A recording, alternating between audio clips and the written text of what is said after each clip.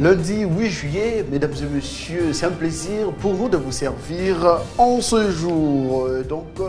Bon début de la semaine à chacun et à tous. Vous êtes nombreux, vous nous suivez de partout en République démocratique du Congo, dans les 6 provinces, mais également sur les réseaux sociaux, pourquoi pas aussi sur notre chaîne YouTube, 10e rue, mais également aussi sur Congo 60, c'est une chaîne YouTube également. Prière de vous abonner et vous nous suivre. Suivez toutes nos prestations sur cette télévision YouTube. Merci et bienvenue. À présent, nous allons prendre la lecture des journaux parus ce matin sur la ville de Kinshasa. Commençons avec les confrères et Congo Nouveau qui titre « Face à l'agression rwandaise, les USA soupçonnés d'imposer un dialogue » à Félix Tshisekedi. Les pourparlers ont débuté déjà ce week-end. Économie nationale de la RDC de 2024 à 2028, espoir ou désespoir.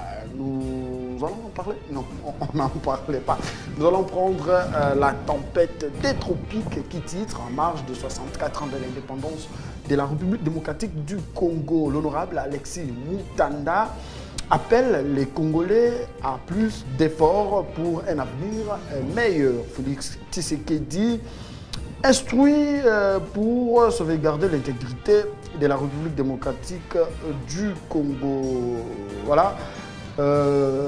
Incursion répétitive de l'armée angolaise dans le Congo central. Vital Kamerhe préconise l'envoi d'une commission d'enquête parlementaire.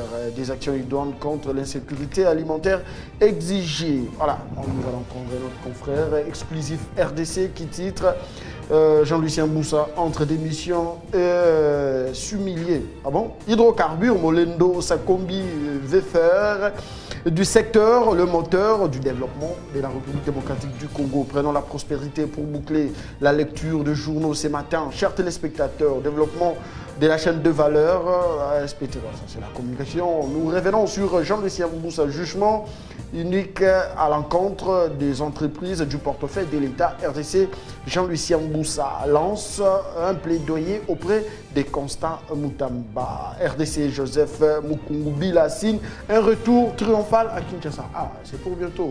Le prophète, hein, Joseph Mukungubi. Voilà, nous attendons votre retour. Allez, c'est parti pour cette émission, c'est politique, mesdames et messieurs. Bienvenue une fois de plus. Mais à présent, parlons un peu de l'Afrique. Vous le savez bien, nous suivons de près ce qui se passe sur le continent. Parlons un peu des 65e sommets de la communauté économique des États d'Afrique de l'Ouest, CEDEAO, en sigle, pardon. C'est tenu hier dimanche 7 juillet au Nigeria. Ces sommets qui s'est tenu justement après la création de l'Alliance des États du Sahel qui a débouché sur la création d'une confédération avec comme nation le Mali, le Niger et le Burkina. Le grand sujet du sommet de la CEDEAO était bien évidemment celui du départ de ces trois pays que nous venons de citer, qui se sont décidés par ailleurs de se retirer de cette communauté économique des États d'Afrique de l'Ouest. Cette décision, chers Africains, c'est une question que nous vous posons. Est-ce cette décision du Mali, du Niger et du Burkina est-elle courageuse, mais aussi est-ce aujourd'hui les organisations africaines œuvrent-elles au profit des Africains? Une grande question également. Peut-on croire que les organisations africaines comme la CEDEAO, l'Union africaine, l'EAC et tant d'autres préservent les intérêts des grandes puissances occidentales? Réfléchissons en tant qu'Africains. Moi, par ailleurs, je soutiens vraiment cette idée de ces trois pays du Sahel qui se sont levés parce qu'aujourd'hui, l'ère approche au devant des impérialistes est totalement différent. Aujourd'hui, ces pays sont considérés, nous applaudissons en tout cas ces braves présidents qui sont là pour leur communauté. C'est ce que nous voulons de l'Afrique de demain. Nous voulons des présidents qui vont s'élever et dire non aux impérialistes. Bravo au capitaine Ibrahim Traoré, celui du Mali et du Niger. Allez, chers Africains, on est ensemble. En plateau, nous avons Eddy Yeni du Nouvel Élan. Bonjour et bienvenue. Bon début de la semaine. Et merci. Je salue ceux qui nous suivent à la maison. Salut justement mon débatteur. Je vous salue.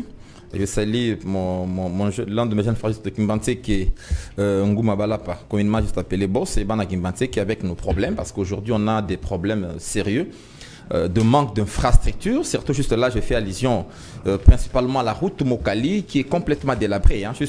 C'est une histoire de 14 km seulement, mais c'est l'une des acteurs où il y a une mobilité inouïe. Hein.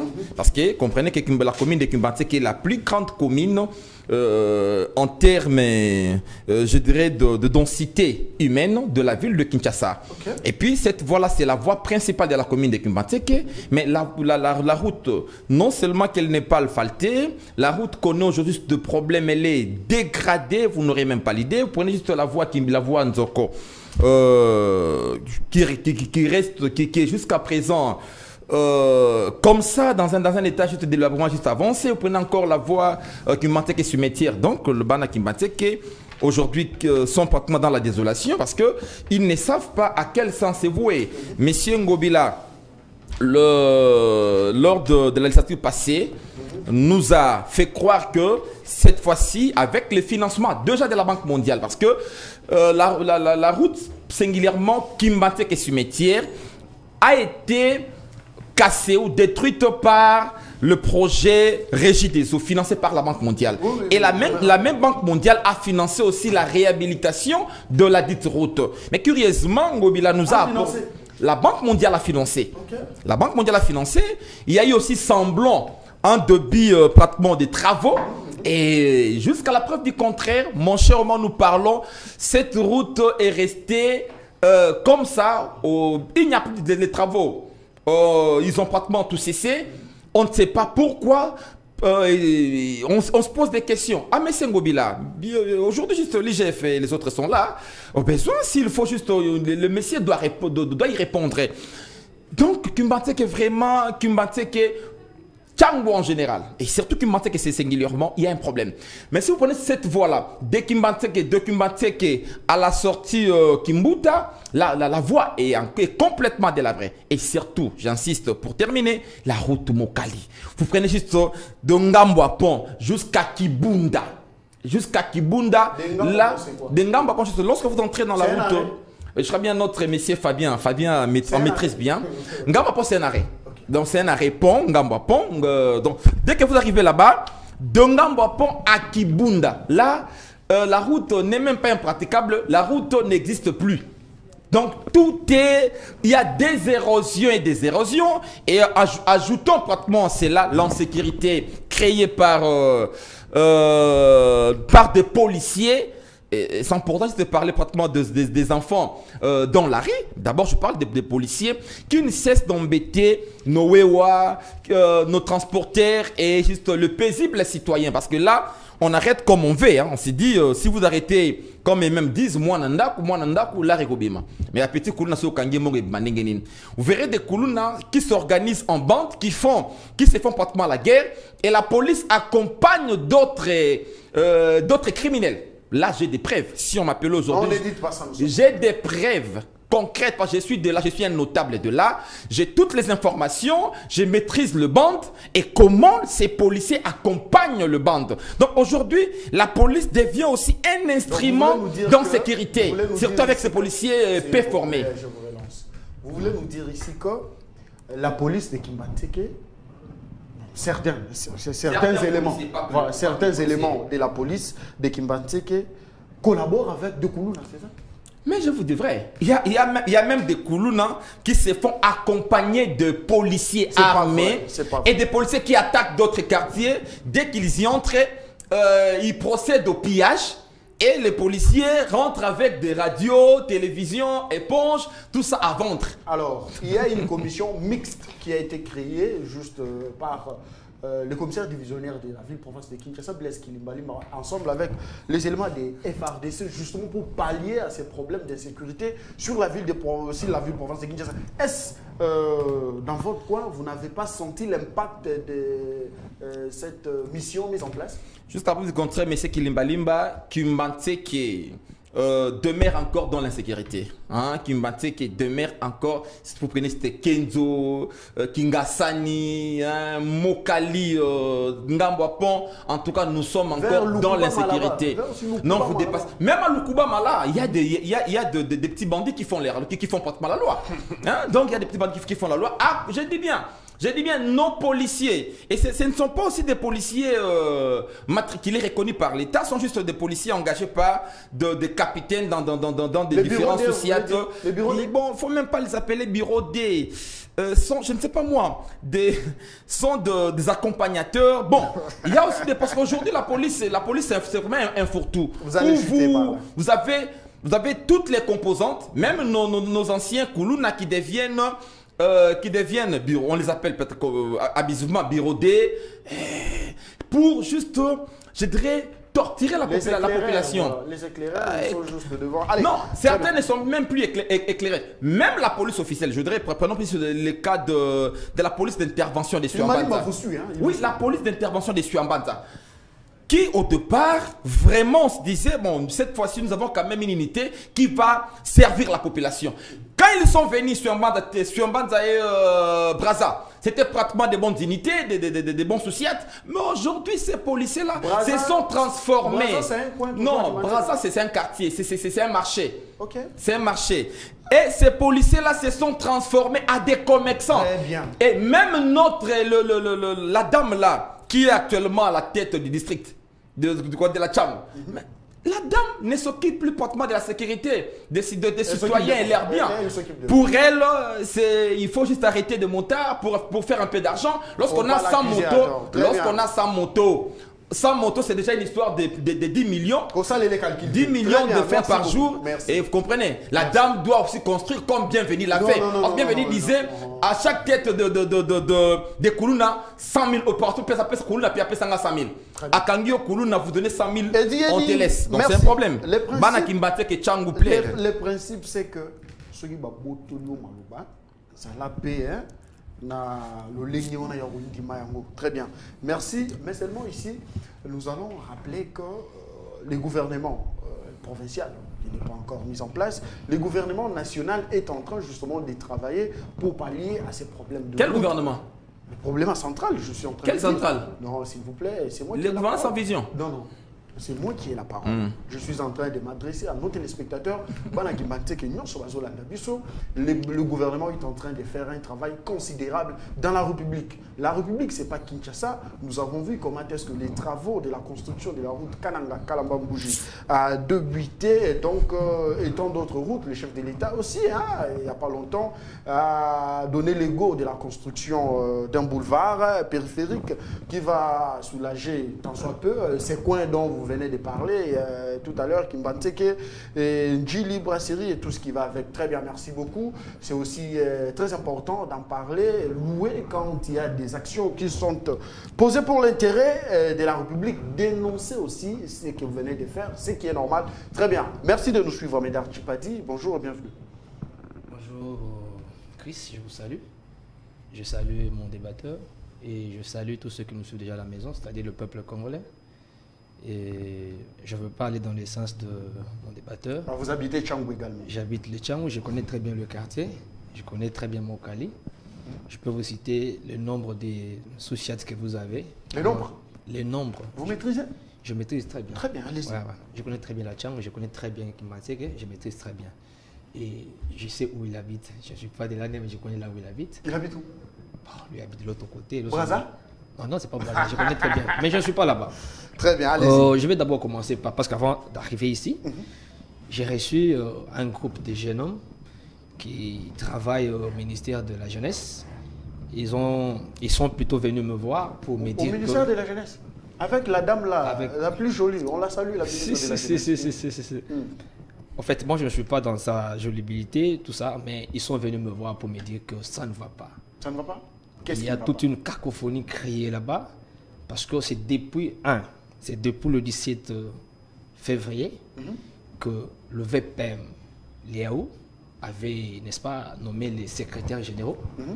Et chez eux, le secrétaire général qui avait été nommé, c'était M. Émile Mouniapara. Mais ce monsieur n'a jamais occupé sa chaise. Et ce monsieur est étouffé par la dame Thérèse. Hein, Madame Thérèse qui continue à travailler à la place de ce monsieur. Et ce monsieur qui n'a jamais bénéficié, n'est-ce pas, de sa nomination. Et la dame est en train d'utiliser abusivement les noms de Maman Marthe. Et lorsqu'on parle... Quelle Maman Marthe? Maman Marthe, c'est notre mère nationale.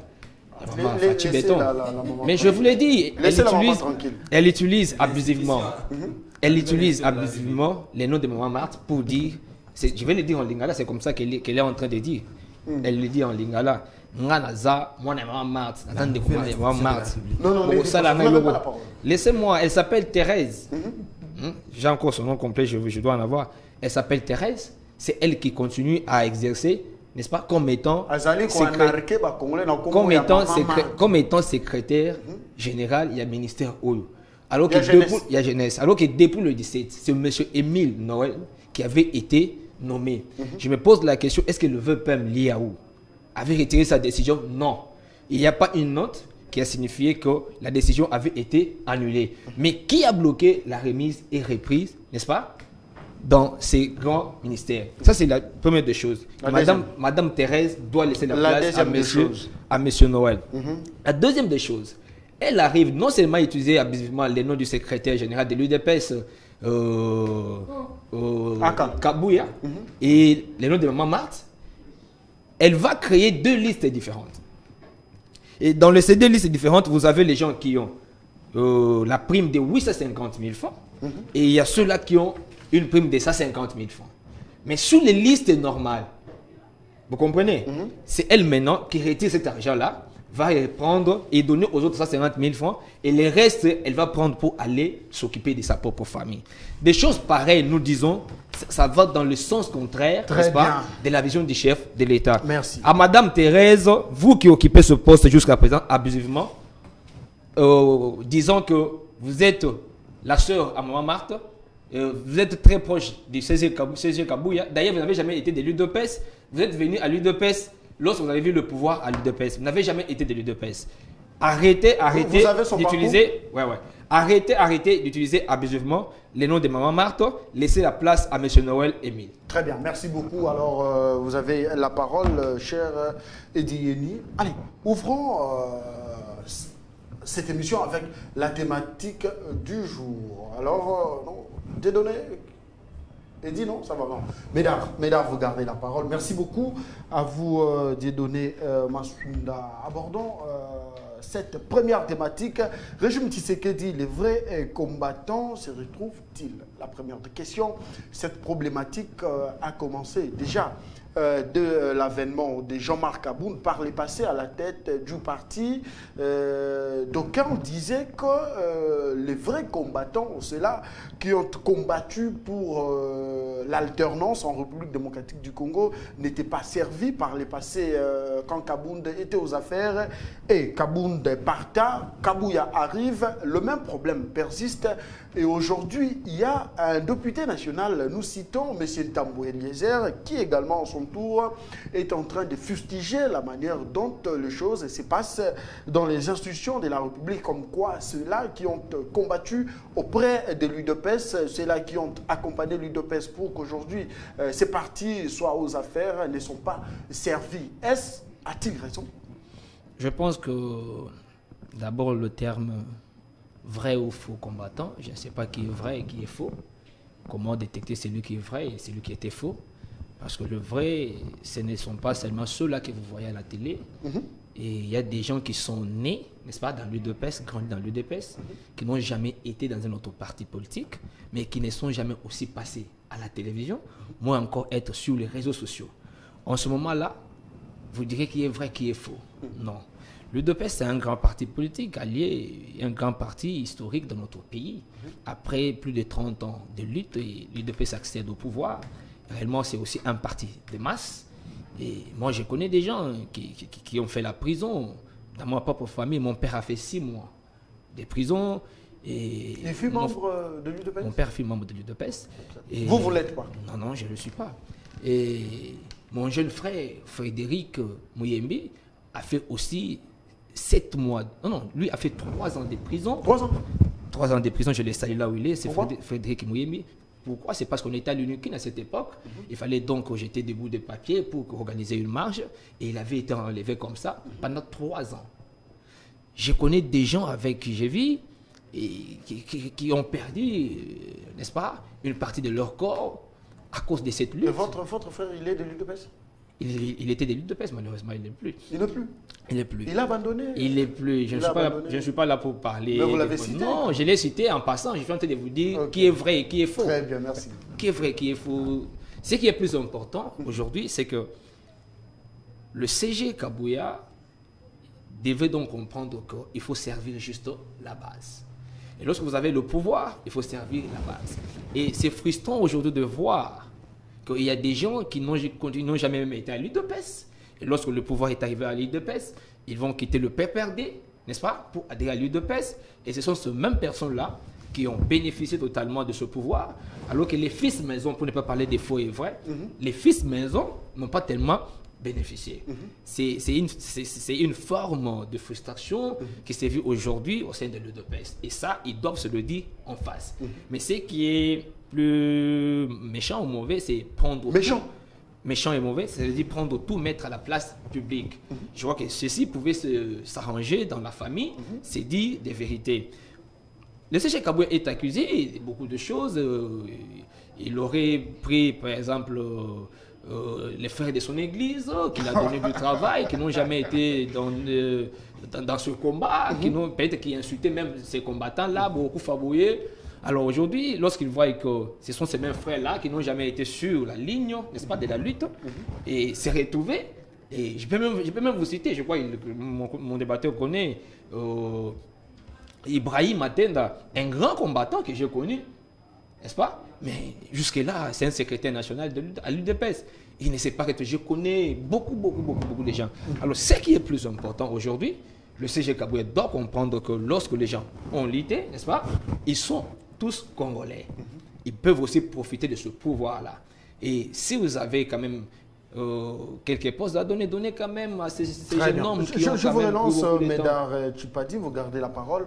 Cette problématique n'est pas qu'au niveau du parti présidentiel. Eliezer Tamboué fustige et ramène cette problématique juste au niveau du gouvernement où, selon lui, la majorité des membres de ce gouvernement sont les anciens du PPRD. Mais il a tout à fait raison. Il a raison. Il a tout à fait raison. Il faut voir. Et c'est mauvais. Et il faut c'est un voir. péché. Non, ils sont tous Congolais. Vous comprenez? Ils sont tous Congolais. La vérité est que nous avons que des tendances. En RDC, il y a que l'opposition et la majorité au pouvoir. Et lorsque cette opposition a basculé dans le pouvoir, il devait donc garder quand même le digne fils qui était, n'est-ce pas, dans cette ossature. Et les gens qui ne connaissent pas réellement son parcours, son combat aux côtés du fait Étienne Tshisekedi de Rose Mémoire, qui ne connaît pas. Mais il y a des gens qui sont arrivés même comme ça. De Félix et directement, écoutez, directement, ils vont se retrouver ministres, je ne sais pas moi, directeur général, tout consort, alors que nous savions bien que ces gens-là étaient, n'est-ce pas, dans le PPRD à l'époque. Et le PPRD qui était là en train de faire souffrir, par exemple, l'UDPS et d'autres partis de l'opposition. Alors, ils sont tous Congolais, ils ont le droit de travailler, mais quand même, on devait d'abord commencer par servir ceux-là qui ont... C'est pas une manière seulement de récompenser, servir ceux-là, n'est-ce pas, qui étaient derrière cette lutte. C'est une lutte très acharnée. Je me souviens encore en 2016. Nous avons failli mourir plusieurs fois sur le terrain. J'ai cessé d'être dans des marches qu'après 2018. Depuis, je peux me dire, depuis 2000, non, pas 2000, depuis 1999, j'ai commencé à être dans des marches. Depuis 1999? Depuis 1999. Lorsqu'au musée, on envoyé les hélicoptères à l'UNIKIN pour chasser des étudiants, n'est-ce pas? Ils ont été délogés avec des hélicoptères, j'étais là. Et je me souviens encore, c'était un 17 mai, le musée voulait assez que les gens, les étudiants aillent, n'est-ce pas, célébrer avec lui. Tous les étudiants avaient refusé à cette époque-là de demander à Denis Kambaye.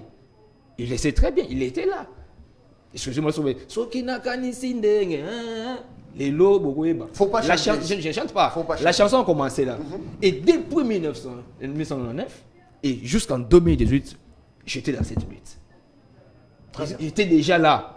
Vous devez Mais être vous récompensé, voyez, à cette époque-là. Vous devez être récompensé. Je Non, comprends votre écoutez, c'est pas un problème. Vous là ou pas, on va y arriver. Très Et bien. en ce moment-là, il y a des gens qui festoyaient avec Mosé. En ce moment-là, il y a des gens qui festoyaient avec Kabila Joseph.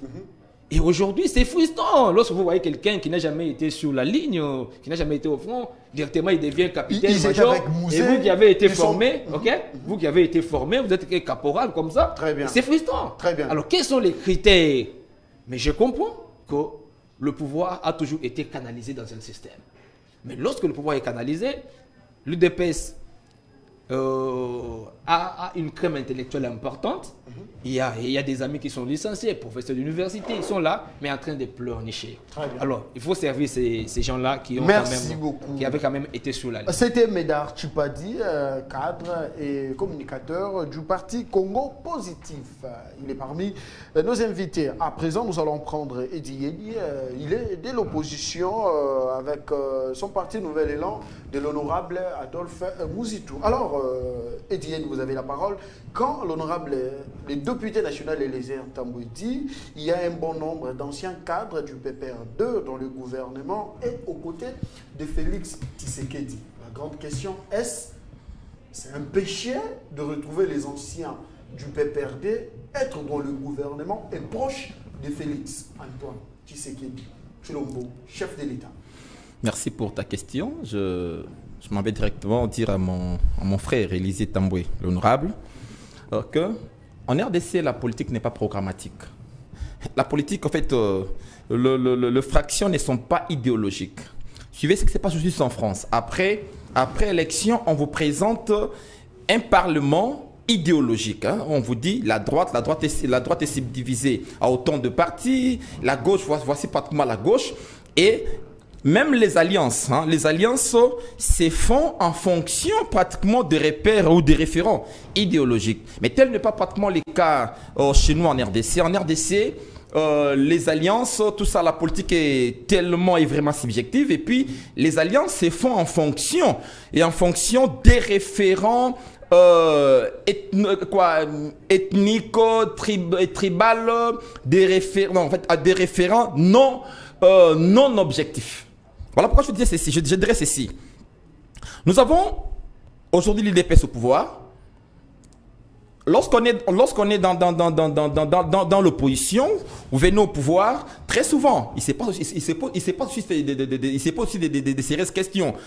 Avons-nous suffisamment de cadres pour assumer leurs responsabilités ou juste les opportunités qui se présentent pour juste les caser? Et bon, je dirais peut-être pour tous les partis, en tout cas, la réponse serait non. Hein? Non, même l'UDPS, je dirais non. Voilà pourquoi il y a des récompenses liées aux prouesses, c'est-à-dire au militantisme, et il y a des postes, des responsabilités qui nécessitent réellement de la technicité. Et l'UDPS n'est pas arrivé au pouvoir seul.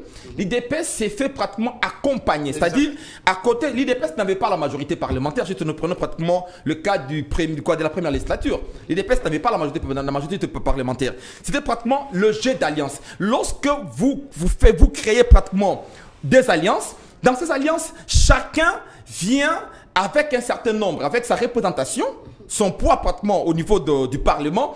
Et ces poids-là équivaut pratiquement à un certain nombre de portefeuilles. Hein, donc vous pouvez dire il était du PPRD, de l'UDPS, il a droit à un certain nombre de portefeuilles parce qu'il vous apporte toute député. Vous créez la majorité. C'est le cas aujourd'hui en France où aucun parti n'a réussi à avoir à lui seul la majorité pour former le gouvernement. Ils doivent maintenant recourir au jeu d'alliance. Lorsque vous créez un gouvernement sur fond d'alliance, donc en tout cas, les portefeuilles sont répartis en fonction du poids de chacun. Bon, si nous prenons juste la part qui était réservée à l'UDPS, je dirais, on devrait en principe maintenant là tenir compte d'un certain nombre de critères. Critères des compétences, critères aussi de lutte, hein, parce qu'il s'agit d'un combat partisan, la lutte partisane, qui a fait quoi, qui était avec nous, qu'est-ce qu'il... Bon, voilà. Mais là, je vais maintenant corroborer un peu ce qui se dit à l'UDPS. C'est qu'il est vrai qu'il y a des gens qui se retrouvent aujourd'hui dans certains postes de responsabilité sans qu'ils ne soient de l'UDPS authentique. Parce que je connais quand moi, juste à l'entrée de l'UDPS, là, il y a eu des voix où on disait il faut acheter la carte de l'UDPS. Moi, je leur ai dit en tout cas, moi, je n'apprécie pas l'UDPS, je n'irai pas. Je n'irai pas, mais ceux qui sont là aujourd'hui, qui avaient accepté l'offre, sont pratiquement sont au pouvoir. J'en connais, sont au pouvoir. Il était pratiquement, deux étaient du MLC, il y avait un, tout ça, qui ont acheté des cartes. Et pour se faire membre de l'UDPS, pendant qu'il y a de ceux de l'UDPS qui ont pratiquement donné certains même de leur vie. Parce que prenons les cas d'un gars comme notre assistant ici, le petit de Makala. J'oublie encore ses noms. Le petit les combattants emblématiques, Rossi. Rossi est parti. Mais moi, je pense que l'UDPS devrait penser même à la famille de Rossi. Parce que Rossi était l'espoir de sa famille. Le seul gars à avoir terminé par l'université, à être nommé aussi assistant. L'espoir de son père s'est reposé sur ces gars-là. Il est parti. Aujourd'hui, la famille est abandonnée. Quand on connaît des cadres et des cadres abandonnés, il y a certains d'entre eux à qui je dis même dans la rue, vieux, Baba Yuma Botika. Oh. Parce que donc aujourd'hui, mais je pense que ce sont des questions qu'ils doivent régler à l'amiable, mais en tenant aussi compte de certains, paramètres. Parce qu'il y a des pesanteurs qui vont pratiquement au-delà de ce que de certaines analyses. Hein? Donc quand Eliezer s'est dit aujourd'hui, bon, je dirais, surtout les cas d'Eliezer, moi en tout cas je me disais avec son combat, les gars ressortis, bon, je dirais du néant, hein, à être ce qu'il est aujourd'hui avec un certain nombre, un nombre important de députés. 13. En tout cas, 13, Eliezer a mérité. Ne fût-ce qu'un ministère. Ne fût-ce qu'un ministère. Mais quand je vis Eliezer passer à côté pratiquement de la plaque, je m'étais dit quelque part là, c'est injuste. Hein, pour les cas d'Eliezer, c'est vraiment injuste. Bon, dire en politique, l'objectif c'est d'accéder au pouvoir. Quoi de plus normal pour un acteur qui s'est bâti, hein, pour renforcer pratiquement ses positions, qui a eu de députés, qui ne se retrouve pas au pouvoir, de le décrier tout haut. Alors, moi, je dis, Eliezer n'est pas frustré, mais Eliezer est dans ses droits. En tout cas, comme acteur politique, il a ma bénédiction. Je dirais, Eliezer doit se battre pour, je dirais, recouvrer ses droits. C'est un droit. En politique, c'est un droit.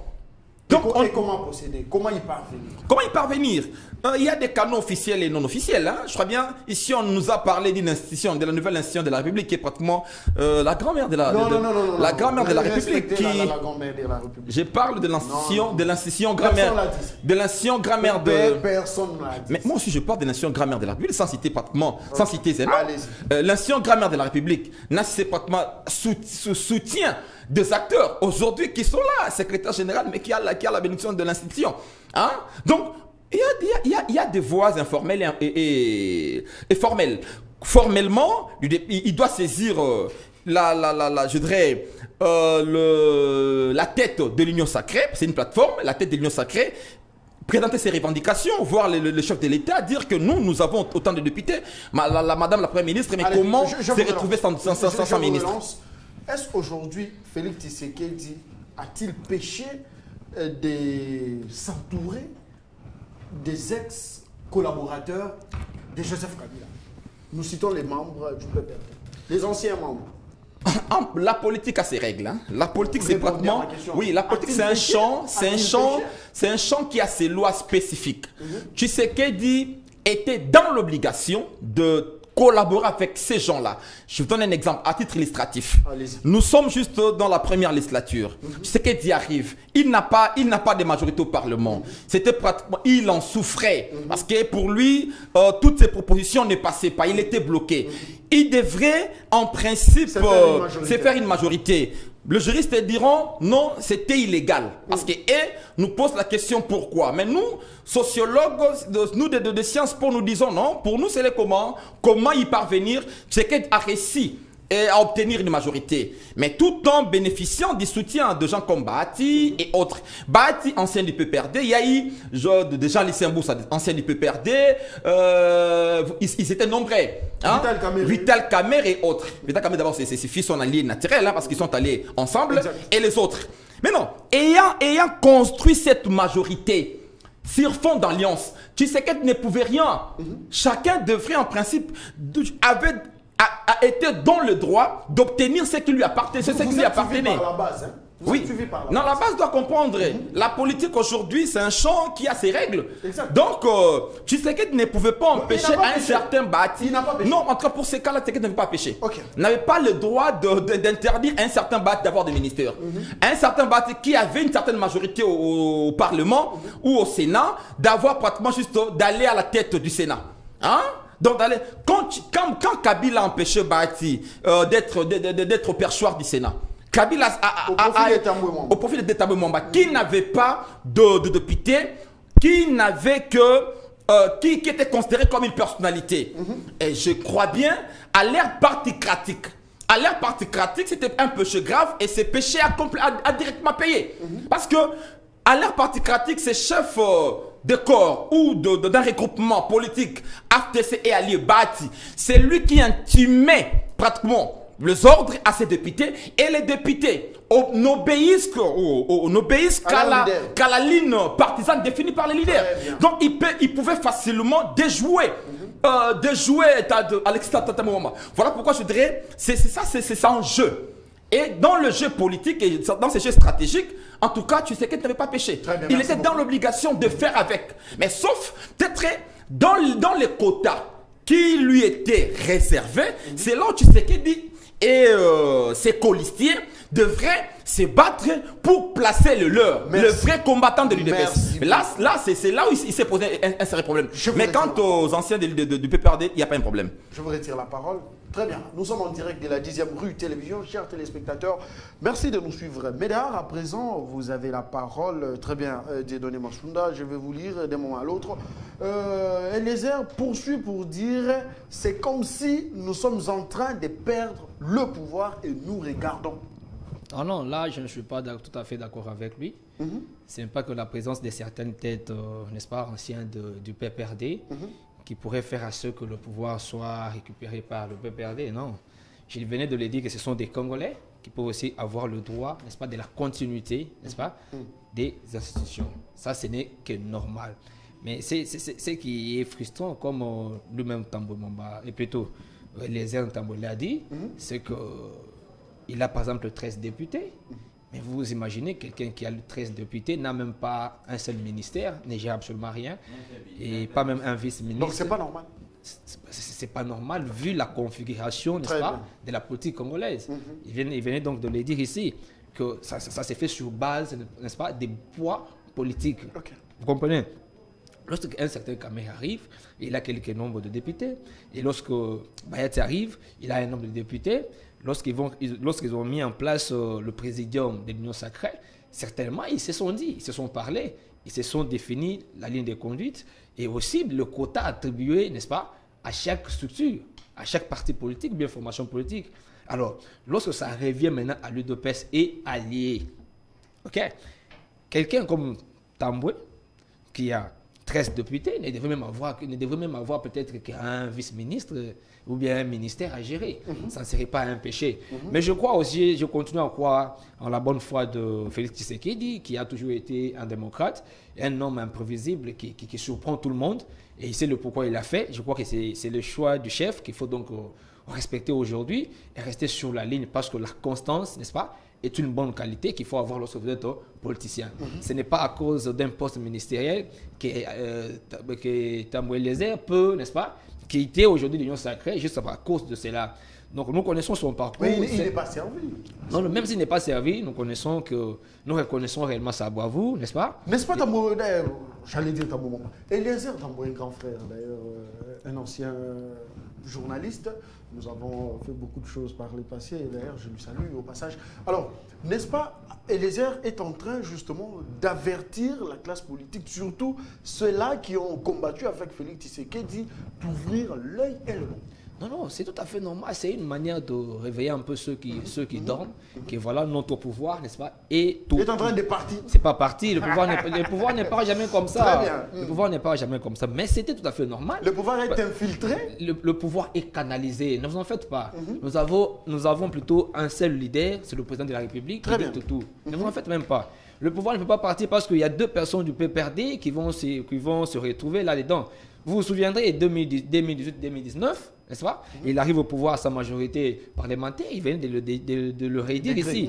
Et après un temps, je me souviens de son petit discours de 6 minutes, je crois, et il a tout défait automatiquement avoir... Oui, il avait parlé de déboulonner les systèmes. Déboulonner les systèmes, et il a eu une majorité parlementaire. Lorsqu'ils étaient ensemble, qu'ils avaient la majorité, ils n'ont pas pu récupérer le pouvoir. Et c'est maintenant que quelques têtes sont là, qui vont récupérer les pouvoirs. Je ne pense pas. Je crois que c'est sa façon juste peut-être d'alerter ceux-là qui peuvent encore dormir. Mais je dis à Eliezer que vous êtes un garçon courageux, nous connaissons votre parcours. C'est un papa, c'est pas un garçon, c'est un papa.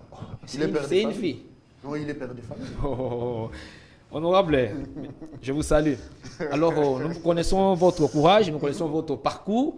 Vous n'êtes pas tombé comme ça et vous avez toujours été sur terrain, vous avez accompagné cette lutte. Mais je vous dis sincèrement que ce n'est pas à cause d'un poste ministériel que vous allez quitter la ligne ou bien rester, quitter l'Union sacrée à cause de cela. Nous savons qu'après, avec le temps, ça viendra et ayez la bonne foi, plutôt croyez en la bonne foi du président de la République. Et comme d'habitude, je ne pense pas que ce gouvernement fera 2 ans. Merci. Ce gouvernement, je ne pense pas. Mais je vous l'ai dit. Mais laissez quand même maman mais travailler. non, je ne dis pas que Soumia doit partir. Non, elle peut rester. Vous ne voyez pas ce gouvernement. L'expérience nous renseigne dans ce pays. Vous avez déjà connu un mandat qui a eu qu'un seul gouvernement jusqu'à après 5 ans. Ça a déjà existé dans ce pays? Non. Matat a 4 ans. Je vous ai dit, c'est le quinquennat de tous les enjeux possibles. 2028 approche. Le tout dernier de Félix Tshisekedi, constitutionnellement parlant. Très bien. Mais la politique n'a pas encore défini réellement. Mais c'est verrouillé. Soyez calme. La politique dirige tout. Alors, c'est un mandat de plusieurs enjeux. Très bien. 2028 approche. Qui viendra, qui sera président et qui sera avec qui. Donc, ne soyez pas surpris de voir demain quelques Qui têtes. sera avec qui? Ça, c'est intéressant. Mais oui, les choses vont se redéfinir, ne vous en faites pas. Vous serez surpris de voir qu'il y a des gens qui vont quitter le bateau Union Sacrée, n'est-ce pas, pour se réformer se mettre ensemble avec d'autres personnes, chercher le pouvoir, le mécanisme, tout consort. Ce n'est que normal, c'est un jeu démocratique. Alors, je vous dis que, vu l'expérience que nous avons connue dans ce pays, Soumina doit connaître Soumina 1 et Soumina. Très bien, merci. Je vous gardez la parole, cher Médard. Nous allons prendre cette revue de presse du Forum des As qui écrit « Guerre dans l'Est, aucune discussion directe entre la République démocratique du Congo et le Rwanda en Tanzanie. Il n'y a jamais eu dimanche des discussions directes entre la RDC et son agresseur, le Rwanda, la Tanzanie, lors d'une retraite informelle et consultative des pays de la communauté des États d'Afrique de l'Est et assez en sigle, a appris les quotidiens des sources diplomatiques.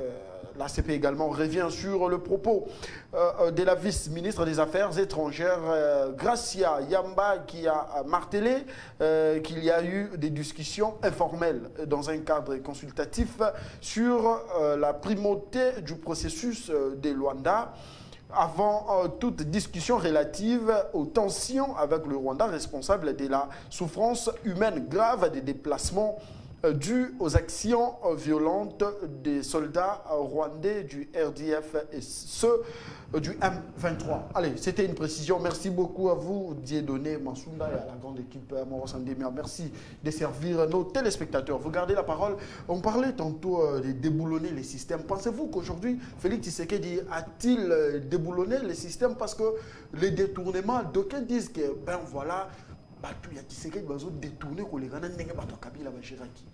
Non, ça, c'est un compatriote qui l'a dit. Est-ce que le système est déboulonné? Parce que nous sommes en train de revivre ce qui a été fait, mais cette fois-ci avec un accent grave. Parce que vous parlez du détournement, je veux donc encore vous rappeler que M. Ntumba, le directeur provincial, n'est-ce pas, de la DGI dans les Katanga, venait donc de détourner, n'est-ce pas? Venait donc de détourner des millions en francs congolais, n'est-ce pas? Des salaires de ces agents-là qui travaillent jour et nuit, n'est-ce pas?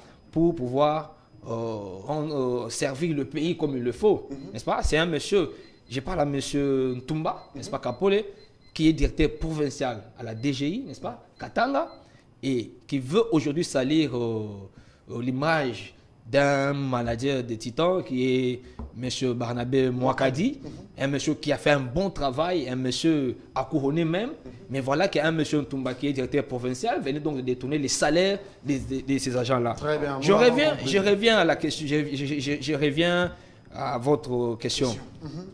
Vous savez, faire la comparaison entre les deux pouvoirs, les deux systèmes, Kabila et Tshisekedi, et dire au milieu que sous Tshisekedi, on a beaucoup détourné par rapport à Kabila. Je crois que c'est de ne pas avoir soit connu les deux pouvoirs. C'est vrai? Oui, oui, ça c'est un langage de ceux-là qui n'ont jamais peut-être connu les deux pouvoirs. Vous savez, sous Kabila, tout se faisait dans le silence. Et lorsque il volait, il n'y avait... Mais je vous l'ai dit, le détournement c'est un vol, papa. Il faut utiliser les termes plus simples pour que la population qui nous suit. Je vous le conseille. Voilà. Lorsque ces gens-là volaient et pouvaient au moins dire aux gens, et au Canada bandaté, et l'IGF n'existait pas. Vous comprenez? L'IGF était tellement étouffé, il ne pouvait même pas travailler, il n'existait pas. Mais aujourd'hui, vous savez pourquoi il y a beaucoup de bruit? Encore plus, la connotation parce qu'on dénonce. C'est parce qu'on dénonce. Après mais aussi, attention. Après avoir dénoncé. Attention. Est-ce que la République attention, Chris. Récupère cet attention, argent? Chris. Nous vivons dans un pays où il suffit qu'on crie aux voleurs. Kanga Moïbi, même si vous n'êtes pas voleur, les saluts par exemple, Kazamo Moïbi. Mais je vous l'ai dit. Il suffit que Missale Banda quelque part. Dès que les travaux sont aux arrêts, donc, on dit qu'il y a des tournements. Au Congo, c'est devenu une chanson comme ça. Je ne dis pas qu'il n'y a pas de tournements. Non, il y en a eu. Vous comprenez? Mais aujourd'hui, dans notre deuxième thématique où nous parlons du vrai leadership au summum de l'État. Est-ce aujourd'hui, ce leadership existe-t-il? Parce que quand vous parlez, vous criez de temps en temps détournement.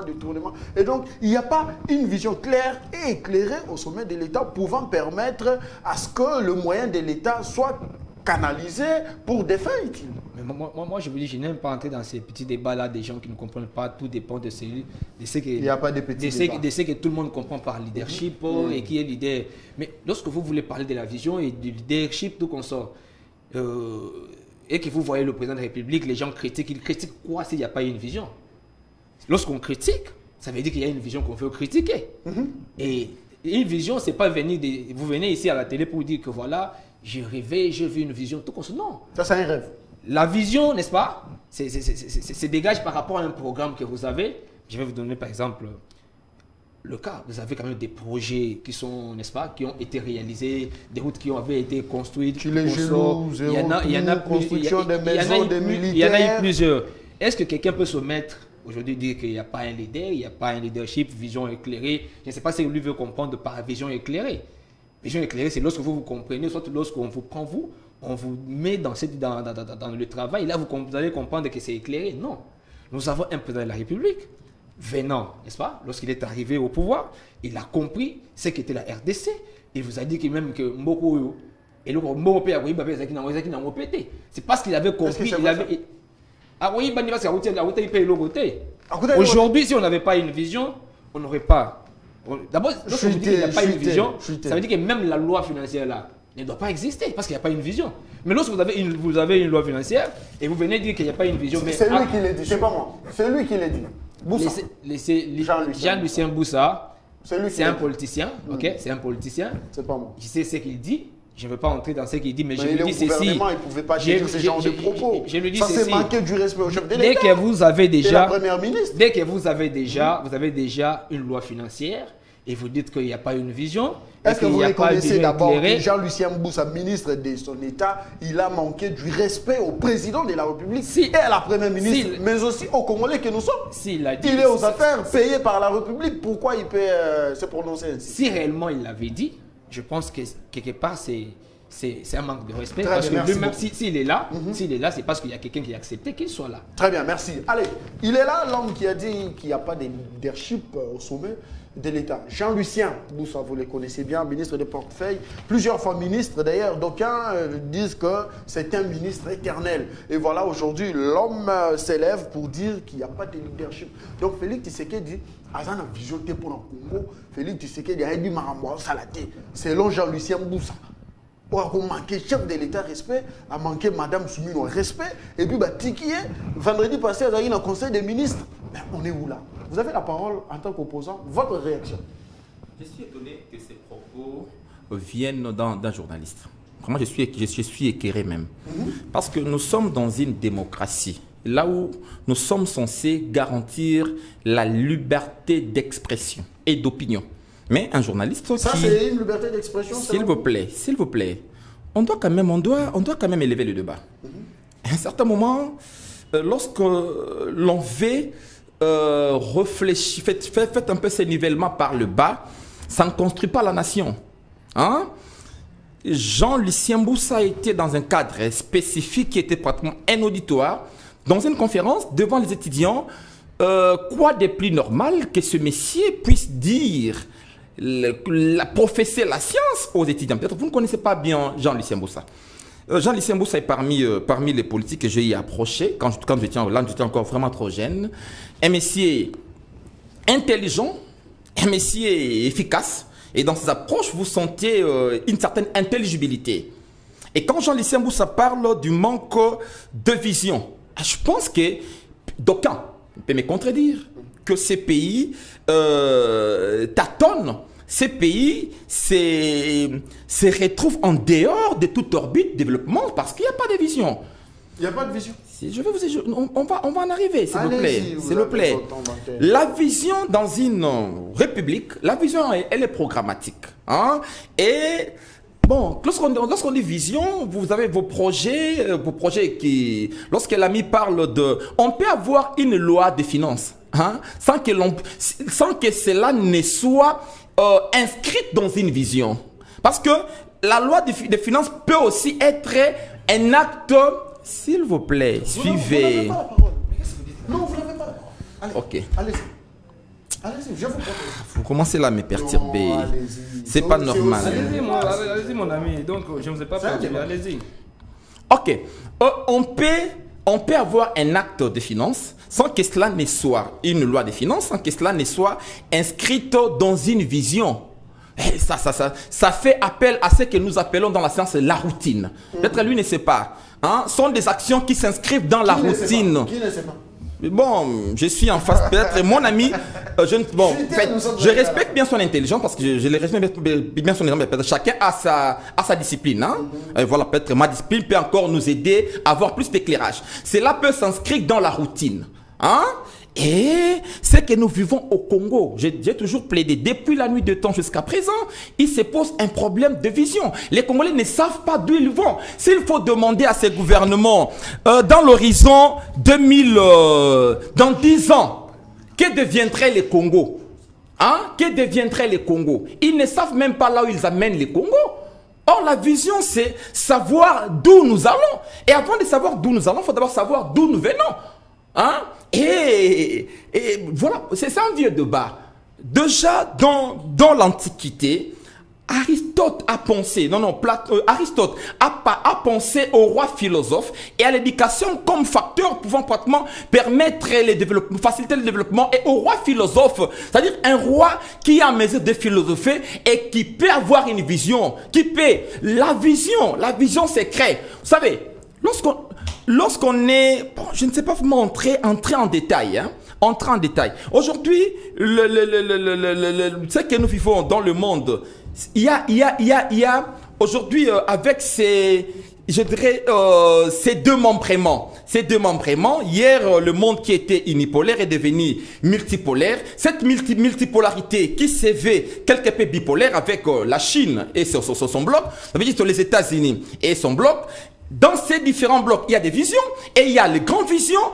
Aujourd'hui, le monde s'inscrit dans la vision judéo-chrétienne qui est pratiquement une vision occidentale. Mais quand vous voyez les Chinois ne cessent pratiquement de se battre pour imposer leur vision du monde. Mais les Congolais qui subissent la guerre, qui subissent des atrocités, les Congolais qui ont la terre et la faune, tout ça, qui ont des ressources phoniques, énergétiques et autres. Mais que pensent les Congolais pour leur avenir? Les Congolais qui ont pratiquement des ressources hydrauliques, qui ont pratiquement la terre, arable, tout ça. Les Congolais n'ont pas de vision en matière agricole. Les Congolais n'ont pas de politique publique idoine à toutes les questions. Les Congolais sans vision. Les problèmes de ce pays, aujourd'hui, s'appelle Tshisekedi, qui n'a pas de vision. D'ailleurs, là, c'est pour corroborer Jean-Lucien Mboussa. Non, c'est pour vous aider à comprendre que ce pays va mal parce qu'au sommet, là, il se pose un sérieux problème de leadership. Merci beaucoup. Et il n'est pas éclairé, peu visionnaire, non transformationnel. On ne sait pas d'où nous allons. Voilà. Merci. Allez, page rose dans cette émission. Chers téléspectateurs, permettez-moi de souhaiter un heureux anniversaire à Palmira Chèche.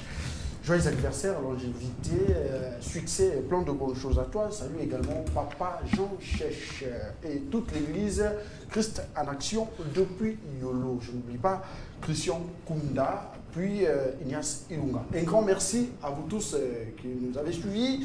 Un grand merci à la grande équipe technique Dielodé Masunda, Toussaint Loubaki, voilà, Faïda Kimbembi, Naomi Mbizi, Amoro Sandini à Papa Joyce. Un grand merci à vous, chers invités. Je vous dis énormément merci. Je vous laisse en compagnie de notre programme. Continuez à suivre la 10e rue pour être mieux informés. À cela plus tard.